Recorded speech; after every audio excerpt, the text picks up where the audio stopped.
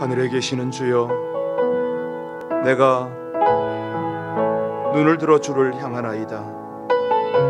여호와 우리 하나님을 바라보며 우리에게 은혜 베풀어 주시기를 기다리나이다.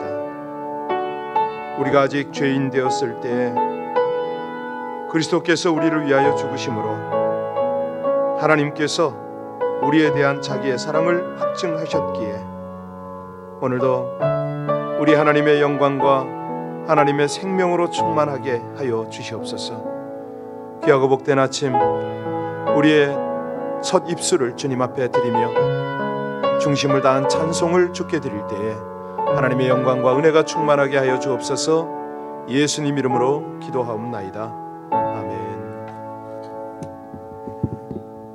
이제 다니엘 기도회가 이제 꼭 절반을 넘어서서 11일 넘어가네요. 이제 우리 성도님들이 처음에 기대했던 그 기대들이 끝까지 잘 붙잡고 나갈 수 있도록 특별히 기도 제목을 가진 성도님들이 계셔요.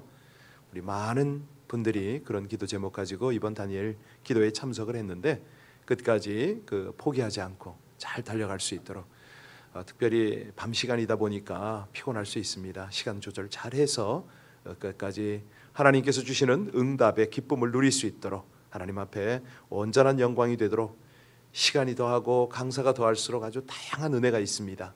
모든 분들에게 이 은혜가 함께 흘러갈 수 있도록 우리 합심으로 함께 간절히 중보하며 기도하겠습니다. 아버지 하나님, 하나님의 은혜로 이 백성들이 날마다 주께서 주시는 생명의 양식, 놀라운 영의 은혜들을 누리게 하심을 감사를 드립니다. 하나님, 21일간 다니엘 기도회를 통해서 일하시고 많은 백성들을 만지시고 그들을 세우시는 우리 아버지 하나님, 끝까지 이 기도회에 잘 참석하고 그 기도 제목으로 끊임없이 기도하다가 하나님의 은혜, 하나님이 예비하신 귀한 것들을 마음껏 누려내는 모든 교회 모든 성도들 될 수 있게 하여 주시옵소서. 특별히 이 기도회를 참정하고 참석한 하나님의 백성들이 끝까지 잘 달려갈 수 있도록 하나님 성령으로 주장하여 주시길 원합니다. 체력을 갖춰 주시옵소서. 반경을 주장하여 주시옵소서. 그리하여 우리 하나님께서 베푸시는 그 신령한 은혜, 한없는 능력들을 경험하고 우리 하나님을 마음껏 간증하고 증거하는 하나님의 백성들이 되게 하시기를 간절히 원합니다. 이 아침도 당신의 백성들을 격려하고 위로하고 인도하시는 살아계시며 역사하시는 우리 주 예수님 이름으로 감사하며 기도하옵나이다. 아멘. 데살로니가 후서 2장 13절부터 3장 5절까지입니다. 데살로니가 후서 2장 13절로 3장 5절까지의 말씀을 합독하시겠습니다. 주께서 사랑하시는 형제들아, 우리가 항상 너희에 관하여 마땅히 하나님께 감사할 것은 하나님이 처음부터 너희를 택하사 성령의 거룩하게 하심과 진리를 믿음으로 구원을 받게 하심이니, 이를 위하여 우리의 복음으로 너희를 부르사 우리 주 예수 그리스도의 영광을 얻게 하려 하심이니라. 그러므로 형제들아, 굳건하게 서서 말로나 우리의 편지로 가르침을 받는 전통을 지키라. 우리 주 예수 그리스도와 우리를 사랑하시고 영원한 위로와 좋은 소망으로 우리 하나님 아버지께 너희 마음을 위로하시고 모든 선한 일과 말에 굳건하게 하시기를 원하노라. 끝으로 형제들아, 너희는 우리를 위하여 기도하기를 주의 말씀이 너희 가운데서와 같이 퍼져나가 영광스럽게 되고 또한 우리를 부당하고 악한 사람들에게서 건지옵소서 하라. 믿음은 모든 사람의 것이 아니니라. 주는 미쁘사 너희를 굳건하게 하시고 악한 자에게서 지키시리라. 너희에 대하여는 우리가 명한 것을 너희가 행하고 또 행할 줄을 우리가 주 안에서 확신하노니, 주께서 너희 마음을 인도하여 하나님의 사랑과 그리스도의 인내에 들어가게 하시기를 원하노라. 아멘. 이 데살로니가가 사실은 상당히 중요한 요충지입니다. 이 선교를 할 때 보면은 선교 포인트를 잡을 때 이 관문 도시라는 지역을 타겟으로 삼거든요. 지금 같으면은 인구가 어느 적정선에 있고 그 지역을 통해서 이 교통이라든가 뭐 여러 가지 사통팔달한 이런 환경들을 선교 포커스 어떤 포인트 지역으로 삼습니다. 거기 데살로니가는 이제 마게도냐와 함께 항구 도시였죠. 그래서 마게도냐의 가장 중요한 항구 데살로니가. 그럼에도 불구하고 로마의 속령이었거든요. 그래서 이 총독이 주재하는 그런 지역이었기 때문에 항상 이 데살로니가 지역을 통과를 해야 됩니다. 그래서 바울 사도 일행은 그 지역을 너무 소중하게 생각을 한 거예요. 참 이 지역이야말로 이 선교가 여러 지역으로 뻗쳐나갈 수 있는 요충지다, 이런 생각을 하고 거기에 집중적으로 공을 들였죠. 가서 복음도 전하고 교회를 개척을 했는데 얼마 만에 쫓겨났지 않습니까? 왜 쫓겨났습니까? 교회를 개척하고서 그냥 난동이 일어난 거예요. 왜? 아니 동족들이, 유대인들이 왜 여기서 예수를 전하냐 이거예요. 그래서 그 바울 일행은 밤을 타서 그곳을 떠났습니다. 자, 미련이 많잖아요. 궁금하잖아요. 그래서 바울 사도는 디모데를 보낸 거예요. 디모데야, 가서 좀 한번 근황을 살펴봐라. 우리가 가면 다 들켜서 또 쫓겨나니까 그대가 가서 좀 살피고 격려도 하고 위로도 하고 현황을 가지고 오라고. 그래서 디모데가 돌아왔는데 보니까 믿음 안에서 잘 자라고 있다는 소식을 듣고 너무 감사한 거예요. 오늘 본문이 바로 그 내용 아닙니까? 이에 감사하고 디모데가 전해주어서 알게 된 그 교회 안에 여러 가지 현안에 대해서 가르침을 주려고 쓴 편지가 바로 데살로니가 후서다. 자, 오늘 본문에서는 이제 핵심이 뭐냐면요, 하나님께서 어떻게 우리에게 구원을 주시는지, 정말 이 구원을 가지고 어떻게 하나님의 사명을 감당해야 되는지, 이 부분에 대한 중요한 가르침이거든요. 이 성경적 구원 요소들이 여기 다 들어있어요. 13절 다시 한번 보겠습니다. 13절 같이 합독하십니다.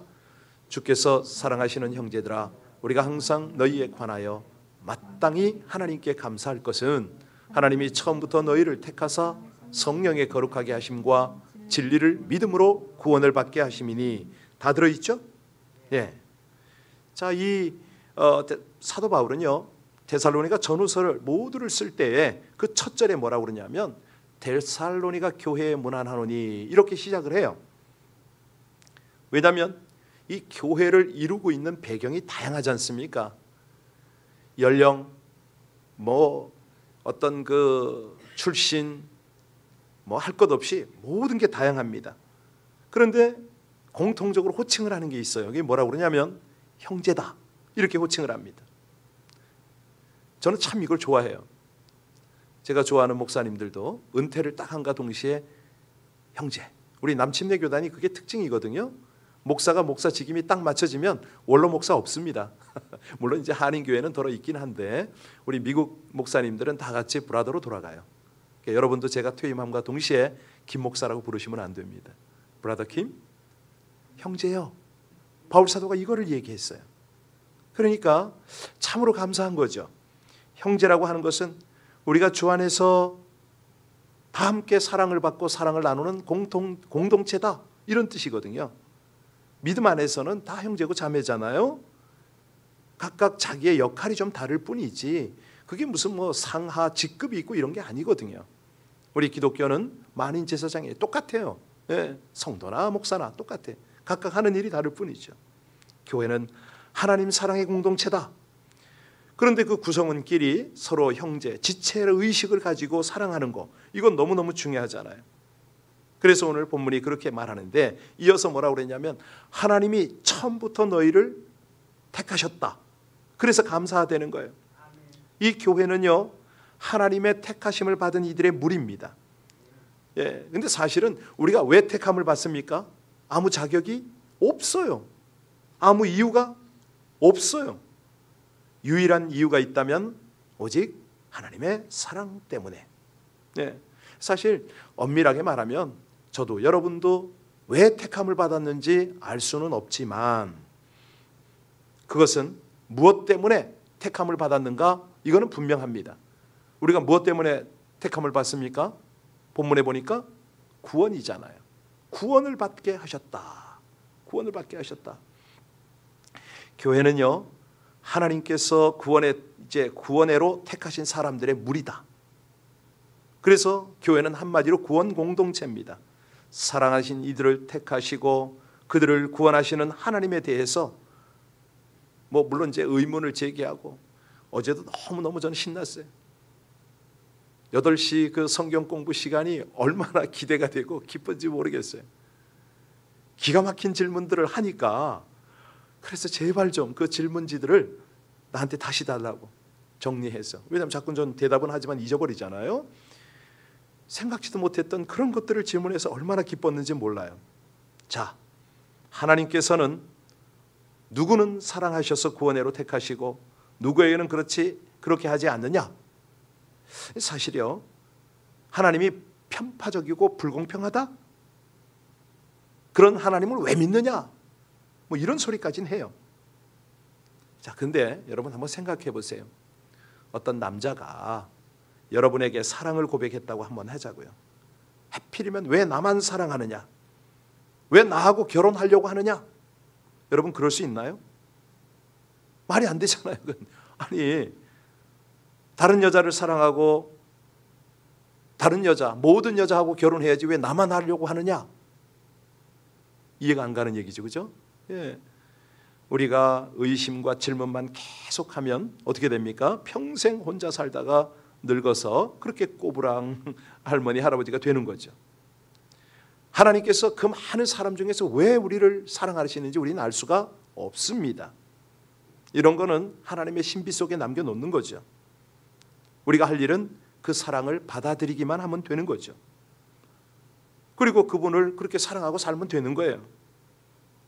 그렇게 하지 못하는 사람들이 어리석고 불쌍한 거죠. 자, 이어서 여기 보니까 성령의 거룩하게 하심이라고 표현이 되어 있잖아요. 성령의 거룩하심. 하나님께서 우리를 사랑하신다고 그랬죠.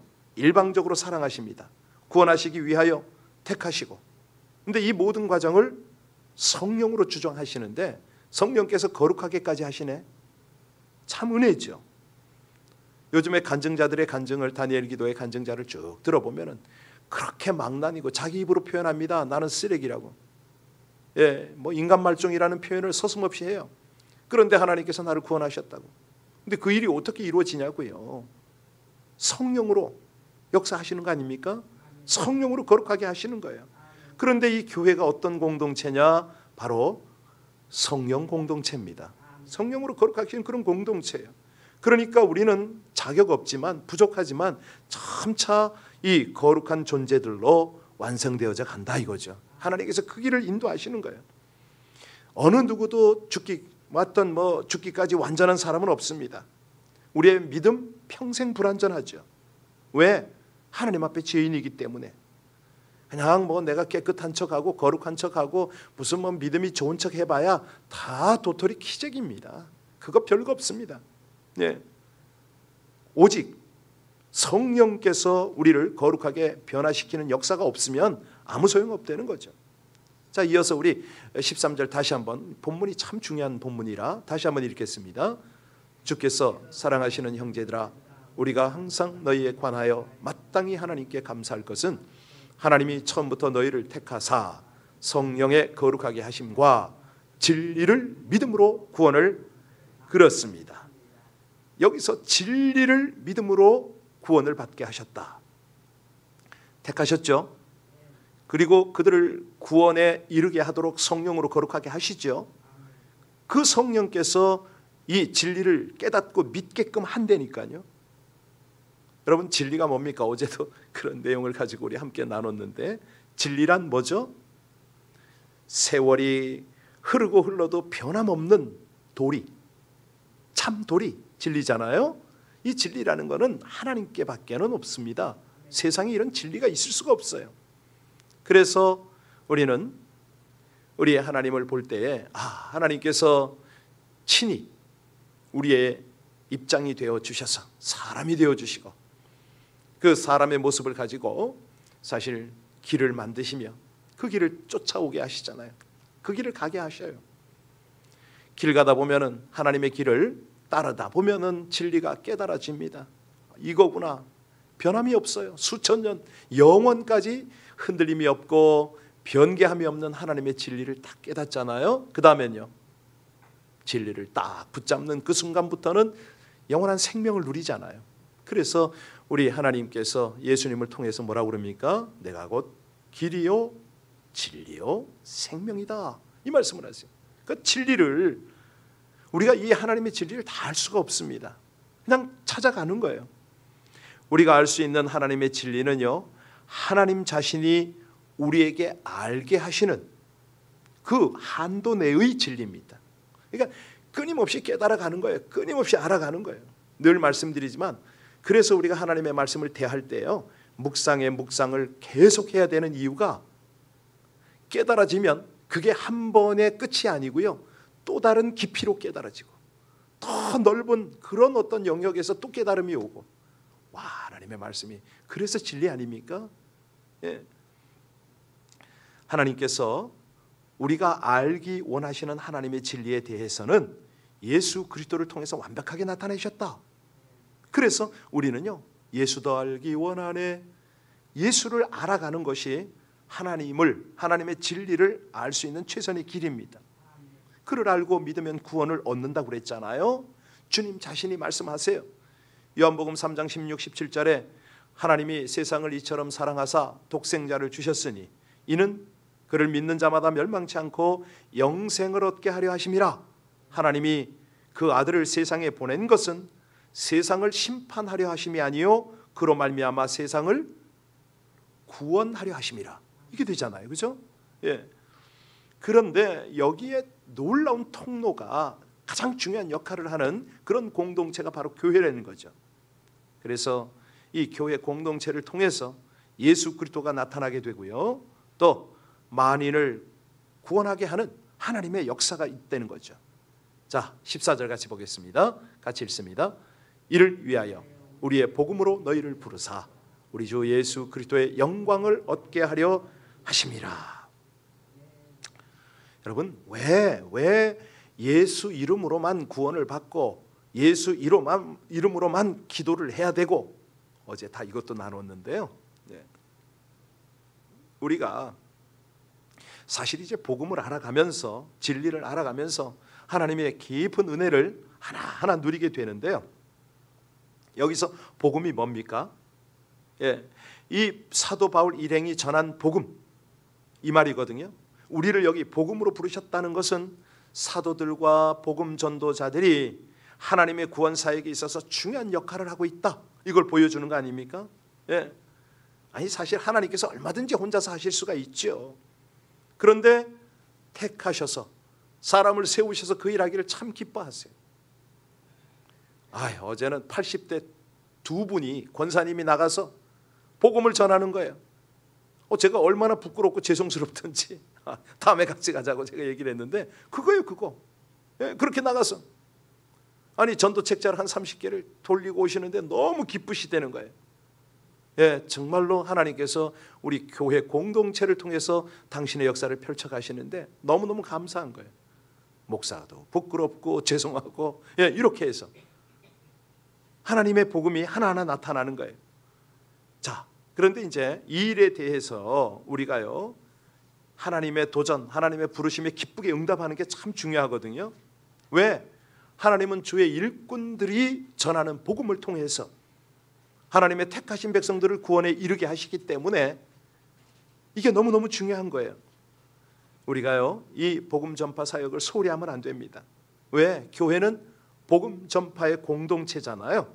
오늘 본문을 여러분 읽으셨는데, 우리 주 예수 그리스도의 영광을 얻게 하려 하심이라. 기가 막힌 거는 우리가 그분께 영광을 드리는 것 같은데요, 절대 그렇지 않습니다. 전도를 해보시면 아시고요, 선교를 해보시면 아는데, 왜 그렇게 되냐면 한 영혼이라도 돌려서 주님께 인도하고 말씀을 가르쳐서 제자로 세우고, 이것이 하나님께 영광이 된다고 그러잖아요. 그럴까요? 제 경험에 의하면 주님께 영광 되기보다는 사람에게 영광이 되더라고요. 저에게 영혼 하나가 돌아오니까 너무 제가 기쁜 거예요. 복음에 대한 확신이 생기는 거예요. 양육을 하다 보니까 제자의 도리를 따라가게 되는 거예요. 주님께 영광 돌리는 줄 아는데 아니에요. 제가 영광을 다 받아요. 누려버려요. 참 기가 막힌 우리 하나님의 은혜. 이걸 어떻게 말로 다 표현할까요? 이거를 경험을 안 하잖아요. 그러면 그냥 이게 문자예요, 문자. 근데 내가 그걸 직접 경험을 해보고 다 살다 보면은 우리 하나님 너무 위대하시다. 우리 주 예수 그리스도의 복음이야말로 이런 거구나. 여러분들이 느끼잖아요. 성도들에게 아니 전도를 하던 또 뭐 인도를 하던 하나님의 공동체 안에서 잘 녹아나서 거기서 열심히 신앙생활하는 거 보면 여러분이 인도했을 때 얼마나 기쁘잖아요. 요즘에 사실 조금 제가 마음이 좀 불안해서 어떻게 표현해야 될까 그 고민스러운 게 있는데, 뭐냐면 이 비대면의 시대 때 대면 예배를 하는데 오면은 은혜가 되거든요. 그런데 신앙생활 다른 교회에서 잘하던 사람이 왔단 말이에요. 이걸 어떻게 해야 되죠? 하나님께 기도가 되더라고요. 하나님, 다른 교회 일꾼들이 혹시라도 우리 교회에 정착하는 바람에 그 교회가 어려움에 빠지지 않게 하소서. 그래야 되는 거 아닌가요? 예. 여기서 물론 그 어떤 사정이 있어서 함께 이렇게 하는 건 참 좋습니다만은 그게 아닐 때는 그런 것도 참 조심스러운 거예요. 그래서 어찌 됐든 간에 그분들이 하나님 안에서 은혜를 받고 함께 세워져 가는 모습을 보면 너무너무 기쁘잖아요. 15절 볼까요? 15절 보면 같이 함께 15절 봉독합니다. 그러므로 형제들아, 굳건하게 서서 말로나 우리의 편지로 가르침을 받는 전통을 지키라. 여기 보니까 우리의 편지라고 한 것은요, 뭐죠? 데살로니가 전설을 말하는 거 아닙니까?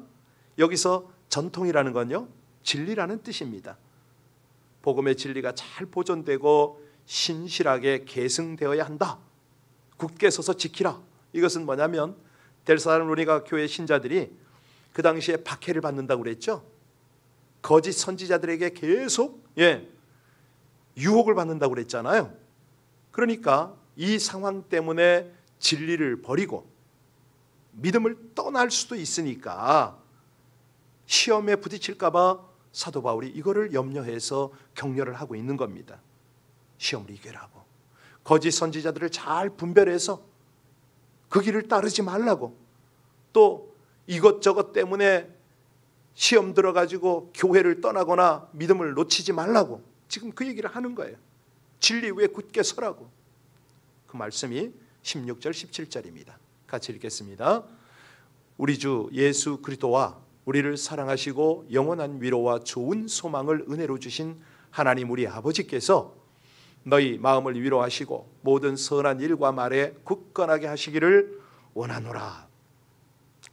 진리의 말씀 위에 굳게 서서 박해와 거짓 교사들과 세속의 유혹과 이 적대감 때문에 진리를 버리고 떠나려고 하는 그런 어떤 형제들에게 격려합니다. 위로합니다.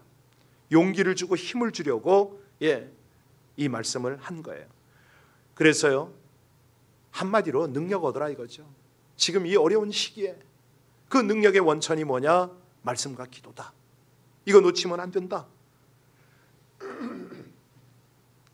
사실이요, 바울 사도는 지금 떨어져 있잖아요. 갈 수도 없잖아요. 그러니까 데살로니가가 너무 지형적으로 중요한 위치에 있고 거기에서 복음이 여러 지역에 흘러가야 되고 이런 것들을 생각하면서 그 어린 교회, 어려운 교회의 위로가 하나님의 능력이 임하기를 간절히 원하는 마음으로 이 데살로니가 후서를 쓴 거예요.